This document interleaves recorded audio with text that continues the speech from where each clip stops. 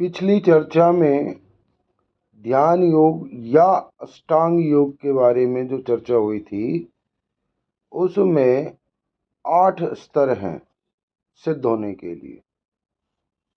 उसमें यम, नियम, आसन और प्राणायाम, ये 4 जो हैं, यह जो ये राजयोग और हठ योग के समानार्थी या उसके समकक्ष हैं। उसके बाद प्रत्याहार, धारणा, ध्यान और समाधि। प्रत्याहार में मन को विषय भोग के बाहरी जितने भी आयाम हैं उन सब को अपनों विचारों से, अपने मन से हटाकर और आंतरिक व्रत जो है, जो साध्य देव हैं, कोई भी आदर्श, किसी भी शुभ सिद्धांत में उसका स्थापत्य किया जाता है। कोई आदर्श और शुभ सिद्धांत से हमारा तात्पर्य जो है यह है कि जितने भी प्रत्याहार में शुद्ध विचारों को अपने अंतःकरण में स्थापित करना जो है ये एक विधि है।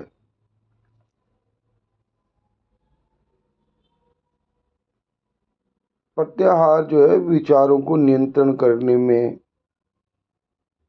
जो है वह कुशल है और हमारे ध्यान के आराध्य को संचालन उसका नियंत्रण करता है, उसे उस पद्धति पर लाता है। प्रत्याहार चित्त का संपूर्ण नियंत्रण है। वह हमारी जो अंतरंग क्रियाओं को और सारे जो विचार हैं, भाव हैं योग के, उनको जो है ऐसा मानिए कि वह जैसे सेतु का काम करता है, ब्रिज का। और प्रत्याहार से जो बाद में जो अगली सीढ़ी है वह धारणा की है।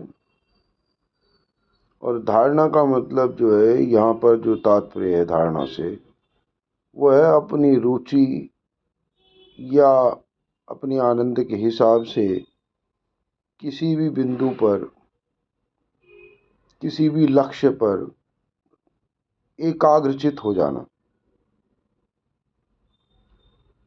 और 7वां धरातल है ध्यान का, जहाँ पर न बाहर न भीतर कोई प्रतिबंधन नहीं, कोई भी भाव और विचार जो है वह सब जो है वह अनासक्त होकर जो है वह शून्य में पहुंच जाते हैं। वहाँ केवल ओम जो ब्रह्मांड की रचना है, ब्रह्मांड का स्वर है, ब्रह्मांड की अभिव्यक्ति है, बस वही चैतन्य। हमारे सारे जितने भी तत्व हैं उन तत्वों का एक तत्व में विलय हो जाना समाधि की स्थिति है। ध्यान योग के इन 8 जो मार्ग हैं, जो स्थितियां हैं जिनसे ब्रह्म ज्ञान उपलब्ध हो सकता है, जिससे हम एकाग्रचित हो सकते हैं, तो वही योग के माध्यम से उनमें जो क्रियाएं हैं 8, वह प्रकृति द्वारा हमें हमारे जीवन में प्रकट होने से पहले ही हमारे भीतर स्थापित कर दिया जाता है। ऊर्जा अमर है, इसे कोई भी नष्ट नहीं कर सकता। यह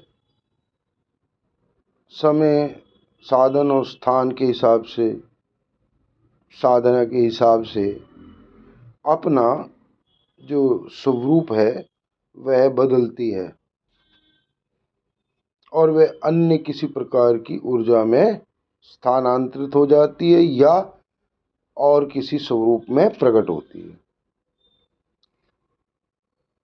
और समय के अन्य धरातल पर व्यक्त हो जाती है। जब ये जो ऊर्जा है यही हमारे जीवन का प्रवाह है, यही जो चिंगारी है, ये जो ऊर्जा है यही हमारे भीतर है। और फिर इस देह का वह इस ऊर्जा से जब तक सामंजस्य रहता है तब तक जीवन की प्रतीति होती है हमें, मनुष्य को। और उसके बाद निसंदेह जब ऊर्जा जो है और शरीर जो है दोनों अलग अलग होते हैं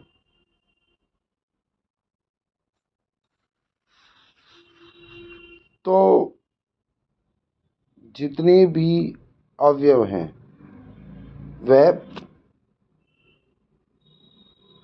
पदार्थ में तब्दील होकर पंच तत्व में विलीन हो जाते हैं, पर ऊर्जा जो है वह किसी न किसी रूप में अपने अस्तित्व को निरंतर बनाए रखती है। इसका समीकरण है ऊर्जा और द्रव्य दोनों का समीकरण जो है वह स्थिर रहता है। वे परस्पर एक दूसरे को संतुलित करते रहते हैं, कुछ भी घटता बढ़ता नहीं, कुछ भी नया नहीं बनता, कुछ भी नष्ट नहीं होता। अनंत ऊर्जा जो है वह हमारे आत्म तत्व या हमारे कर्मों की सूक्ष्म ऊर्जा को इकट्ठा करके स्थानांतरित हो जाती है दूसरे गर्भ में या दूसरे स्वरूप में, दूसरे आनंद में जो है वह स्थापित हो जाती है। और समय के विस्तार में किसी अन्य धरातल पर, किसी अन्य युक्ति के साथ में वह व्यक्त भी होती है। इसलिए श्री कृष्ण भगवान जो है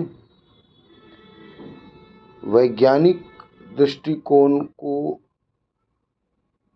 ध्यान में रखकर अर्जुन को ये बताते हैं, आत्मा जो है वह ऊर्जा के समान है और ऊर्जा जो है वह आत्म स्वरूप है। इसीलिए वे कहते हैं कि आत्मा अमर और अजर है, वह कभी भी नष्ट नहीं होती, अपने नए नए नित्य स्वरूप जो है समय, स्थान और स्थिति के हिसाब से वह बदलती रहती है। इसलिए अर्जुन को वह बताते कि नाहक ही तुम परेशान हो अपने सगे संबंधियों और इस संसार की माया को लेकर। जो जैसा है, जहाँ है, जिस तरह से है वह प्रकृति द्वारा बनाया गया है और प्रकृति में ही उसका विलय हो जाएगा। ब्रह्म की रचना है और ब्रह्म के अंदर ही वह समाहित हो जाएगा। तो किस बात के लिए वह चिंतित है? और उसकी इस चिंता से जो है वह भगवत गीता जो है उसके अंदर तमाम तरह के साधन और युक्तियां बताकर श्री कृष्ण भगवान ने अर्जुन को इस संसार की माया से और माया से परे परमात्मा से परिचय कराया। और ऐसा परिचय पाकर श्री कृष्ण भगवान की वाणी से अर्जुन जो है वह शाश्वत भाव को प्राप्त हो गए। इसीलिए उन्होंने फिर जीवन के तमाम जो संघर्ष थे उन संघर्षों को भी और अपनी ऊर्जा को भी श्री कृष्ण भगवान को या ब्रह्म को या ब्रह्मांड को या ब्रह्मांड की अभिव्यक्ति को समर्पित कर दिया। और इस पूरे संदर्भ में, इस पूरे घटनाक्रम में शारीरिक, मानसिक, भावनात्मक रूप से या आध्यात्मिक परिप्रेक्ष्य में अपने आप को उन्होंने विकसित किया। जो ईश्वर ने, जो श्री कृष्ण भगवान ने उन्हें साधन बताए थे, उन साधनों द्वारा उन्होंने अपने आप को, अपने मन को, विचार को हर तरह से जो है वह श्रेष्ठ प्रदर्शन के लिए तैयार किया। और जो श्रीमद् भगवत गीता में जो साधन दिए गए हैं वह साधन कोई धार्मिक साधन नहीं है, धार्मिकता से लिप्त नहीं है कहीं भी। श्री कृष्ण भगवान जो है वहां पर किसी तरह से अर्जुन को जो है जो भी वह साधन उपलब्ध करा रहे हैं वह इस ब्रह्मांड की अभिव्यक्ति द्वारा जो कुछ इस संसार को संचालित करने में उपलब्ध हैं जो साधन, और उनमें से जो श्रेष्ठ जो साधन है वो प्रकृति के माध्यम से अर्जुन को जो है वह मिले। तो वह कोई कर्म कांड नहीं, कर्म कांड जैसी कोई स्थिति नहीं है वहां पर,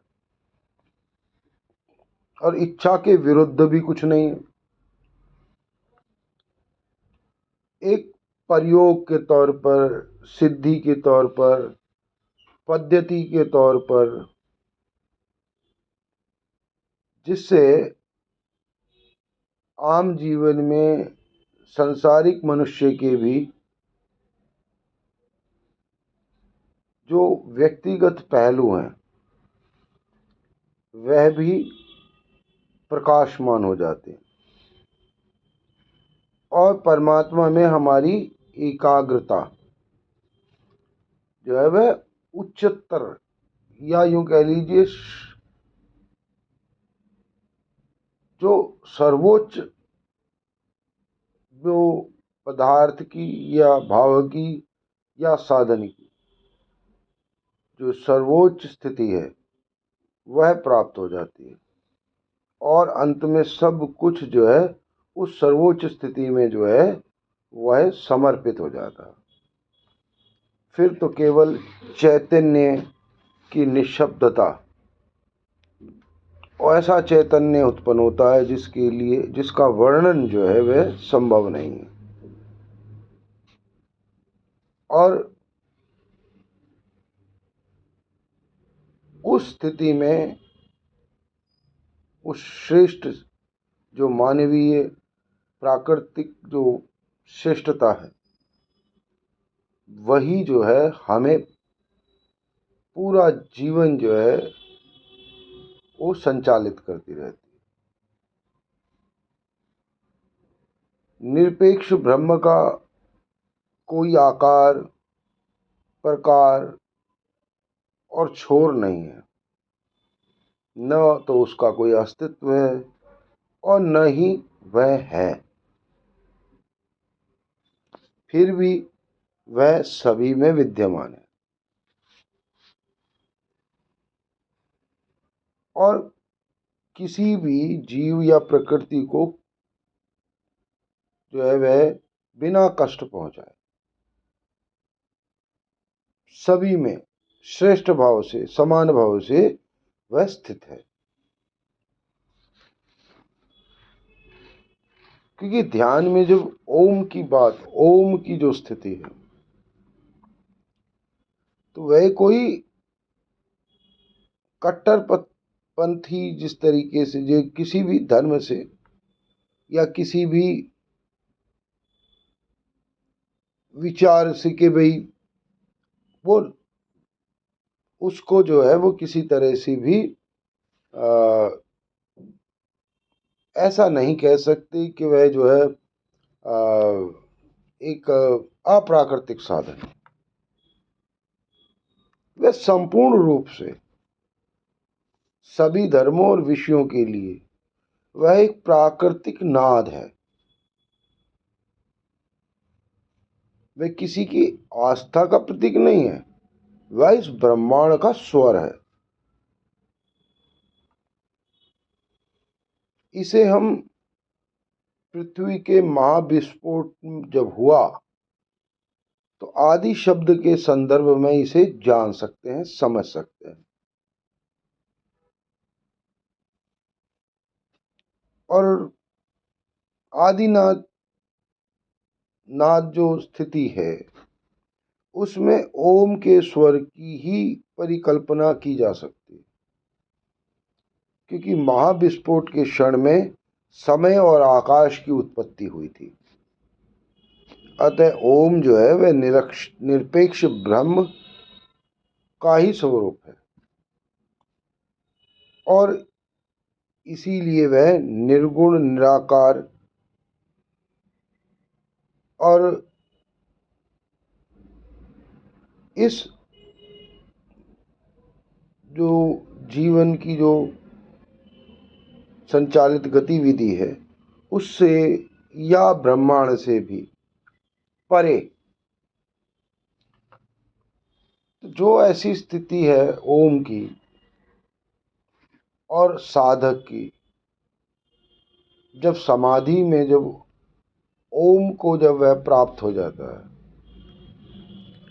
तो वह सृष्टि की जो सबसे अनूठी ब्रह्मांड की जो रचना हुई उस रचना के समकक्ष जो है वह समृद्ध हो जाता है।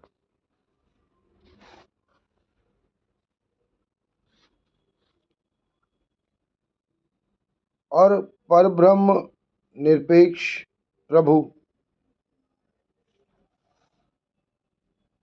चूंकि उस महाविस्फोट से भी कहीं आगे हैं, परे हैं और बाहर हैं उससे।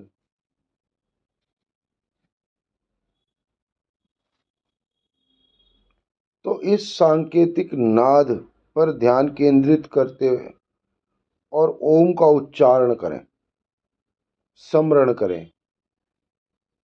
एक एकाग्रता स्थिर करने के लिए ओम जो नाद है वह हमारे मन का वाहक है, आधार और नितांत आवश्यक। साधक परम चैतन्य के आयाम में प्रवेश पा सकता है ओम के उच्चारण भर से। उस साधन को जो साधन जो है जो और जो साधन है जो प्रकृति द्वारा दिए गए हैं, उन साधनों में जो सबसे श्रेष्ठ साधन है वह ओम स्वर, ध्वनि, नाद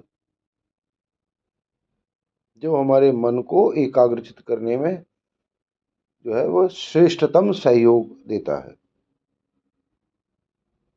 और वहाँ पर निशब्द होकर चेतना में हम सत्य की प्रतीति पाते हैं, सत्य को ही पाते हैं।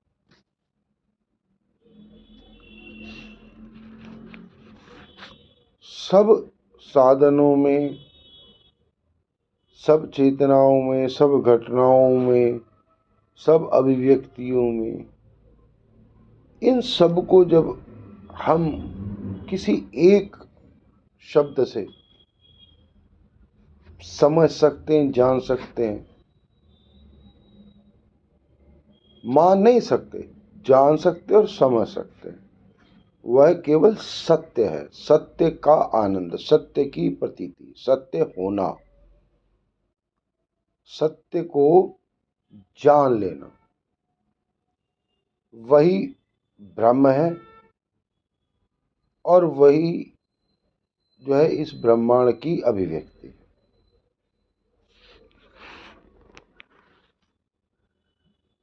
तो उस ओम नाद के स्वर से अपने अंतस्थ में उसे सुमिरन करें, उसका आनंद लें, उस स्वर को जानें, सुनें, इस ब्रह्मांड में जो गतिमान है।